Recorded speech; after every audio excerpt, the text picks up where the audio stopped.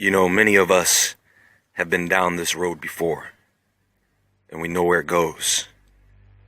There are researchers who have excellent information on what CERN is really all about. The problem is, when you start talking about opening portals and demons and the awakening of Osiris or Nimrod or the Antichrist, people are going to want to know, how do you know these things if it is not as apparent to them as it is to you? So for those people who don't really believe in those things, the only concern should be if the events, the experiments conducted at CERN, are dangerous or not. You see, CERN knows that the most common concern among the public is that they may open up some black hole that sucks us all in or destroys the Earth.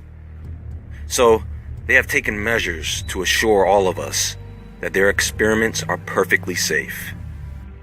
They are producing cosmic rays in our planet, and do you know what they have to say about the safety of this?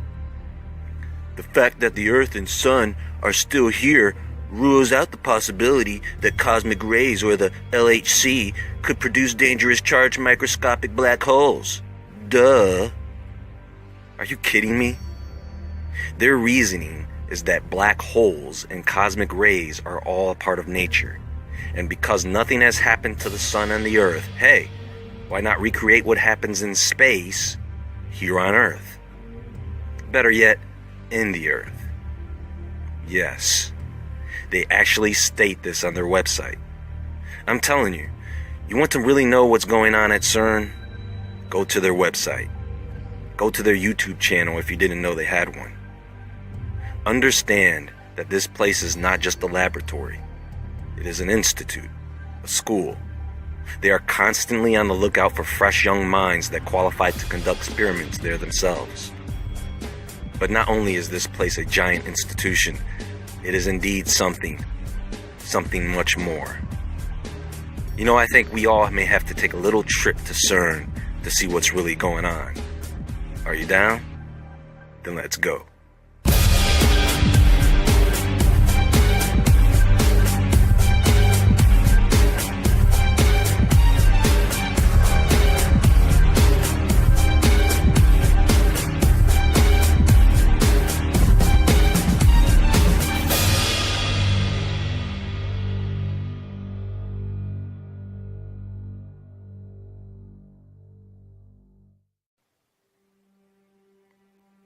I'm going to do something that not many people who talk about CERN do. And that is, I'm going to give you a larger view of what CERN is, so that you will be better able to understand what I'm going to present to you later.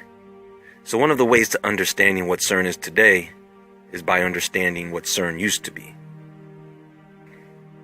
At the end of World War II, a small group of scientists from France, Italy, and Denmark proposed the idea of creating a European physics laboratory to unite European scientists and share the increasing costs of research in nuclear physics. This idea was presented at the 5th UNESCO General Conference in Florence, Italy in 1950. And after the intergovernmental meeting of UNESCO in Paris of 1951, 11 countries signed an agreement to establish the European Council for Nuclear Research, or CERN. In 1952, the Council made provisions to build this laboratory in Geneva, Switzerland, part of which would be on the site that some believe stood the Temple of Apollyon, St. Guinness Pauli. In 1954, they began digging at the Maren, Switzerland site. And the very first particle accelerator built there was a 600 million electron volt synchrocyclotron in 1957. This machine was used to focus more on nuclear physics, while the newer model, the proton synchrotron in 1959, would handle the particle physics, which could produce beams of energy of 28 billion electron volts, a world record. The proton synchrotron's job from that point on would be to supply particles to newer machines. Now, they already knew that there were antiparticles, and they would make their first observations of this in 1965. If you look carefully, you will find that CERN always knows something exists before they actually find it and observe it. So, in '65, they exposed the antideuteron, a nucleus of antimatter composed of an antiproton and antineutron, which was observed using the proton synchrotron. The problem with this was that the detection process involved looking at millions of photographs taken from a bubble chamber or spark chamber, which was very inefficient. But Gilles Charpak took care of this by developing a multi-wire detector connected to a computer, to later become the common detectors used in almost every experiment at CERN today. At the same time this is happening, they came up with the idea of using the proton synchrotron to supply two interconnected rings, 7 kilometers in length, where they could take the proton beams, build them up, and smash them together. Interestingly enough, this was also the first time a touchscreen was used on a computer. Now, the first of these rings was turned on in 1976. The Super Proton Synchrotron. Sorry, folks, but you gotta say that with a deep voice. This thing operates at 450 billion electron volts. You see how the number keeps jumping up? And despite the power of the SPS, they still needed more energy. They needed more speed. They needed a bigger ring. And they got it in 1988 with the completion of the tunnel for their Large Electron-Positron Collider. 2 years later, in 1990, Tim Berners-Lee would write the first browser and server software running on a NeXT or NeXT computer at CERN, and gave birth to the World Wide Web. In fact, they still have this computer on exhibit there. Now, in 1997, they decided that they would approve 3 new experiments to the Large Electron-Positron Collider: CMS, Atlas, and Alice. Pay attention to the names because they are important. The following year, in 1998, they approved the LHC-B experiment in preparation for the Large Hadron Collider, and on November 2nd, 2000, the Large Electron-Positron Collider was shut down so that it could be rebuilt to become the LHC. In 2004, CERN celebrated its 50th anniversary. At this point, they've been smashing particles for over 30 years, and they celebrated their 50th anniversary with the inauguration of the Wooden Globe of Science and Innovation, a gift of the Swiss Confederation. This became a pavilion and network center for visitors. 4 years later, in 2008, after the completion of the Large Hadron Collider, a 27-kilometer double-ring accelerator, they fired it up for the first time, starting at around 4 trillion electron volts, sending protons through a chain of high-powered magnets with a force stronger than the Earth's gravity, at a speed just under the speed of light, and smashed them head-on at 4 different points along the collider, producing massive amounts of energy.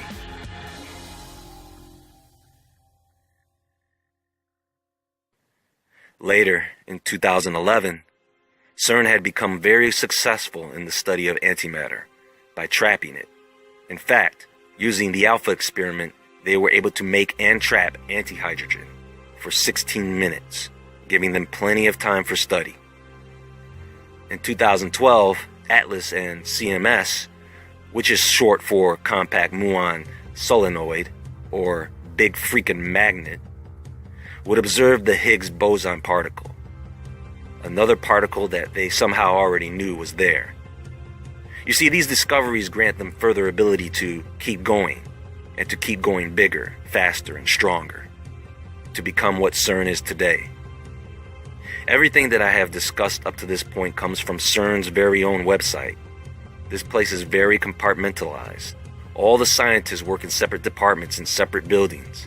Many of them don't even know each other, or what they even do in other departments. They sit there and have Google Hangouts with each other just to learn about what other scientists are doing around the campus. CERN even has a section on their website where they answer queries from social media about all the conspiracy theory type questions many of us have been asking. They, of course, deny everything. This is a gigantic facility with over 2,200 staff members, not to mention the 10,000 plus people who are on the site at any one time. A lot of these people are students, subcontractors, visiting scientists. This is a scientist's paradise. The technologies used at CERN are no less than amazing, from their flying detectors and hoverboards to their robotics. Oh my.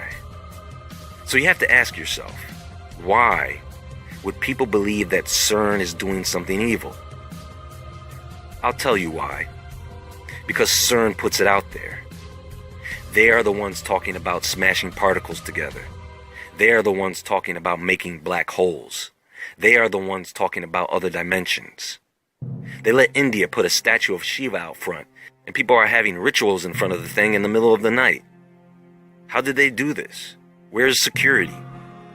And by the way, CERN assures us that the people involved in that were caught and dealt with. So they say. They passed themselves off as so squeaky clean, but then they turned around and did something incredibly stupid. On April 1st of 2017, the head of media relations and spokesperson for CERN, Arnaud Marsollier, wrote an article and published it on CERN's website entitled Ancient Particle Accelerator Discovered on Mars. Yes, they did. Basically pointing out that Olympus Mons on Mars, which NASA says is a volcano, is not a volcano, but a massive ancient particle accelerator 2,000 kilometers in circumference, about 75 times larger than the LHC. And the pyramids of Giza may have acted as a giant antenna with a control room underneath it to run the Mars accelerator by remote control. This is what he wrote. He literally called it a Stargate. What's strange about this is that the article that was written was nothing more than a joke. The article was updated on April 4th, stating, "Did we fool you? We hope you enjoyed our April Fool's Day story." No, I didn't enjoy it. What kind of psychopath writes this and then is allowed to publish it? Especially when they have had problems with their own citizens protesting their experiments. But you know what I think? I think this guy was not lying. Do you know why I think that? Because when you look at Olympus Mons and the 3 other large volcanoes in that area that are somehow equidistantly lined up with each other, you can see that they line up in a way that is exactly the same way the pyramids line up, exactly the same way Orion's belt lines up, and exactly the same way the detectors line up on the LHC at CERN. Is that coincidence? Is it also coincidence that there is this common 2-to-1 ratio with the names of these structures? You have 2 names with the same first letter on the 2 larger structures, and the 3rd smaller structure has a name that is the odd one of the 3. I'll show you. Al-Natak, Al-Nilam, and Mintaka. Ascrius, Arcia, and Pavonis. Khufu, Khafre, and Minkare. And at CERN, we have Alice, Atlas, and LHCb. Thanks, Marsollier, for pointing this out to us. I really don't know how this guy still has a job at CERN.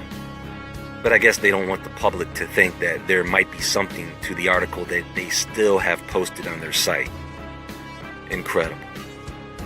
So when people think that CERN is trying to open the gates of hell, after all my research and then discovering their April Fool's article written by the head of press, I'm going to say, yep, that's probably what they're doing.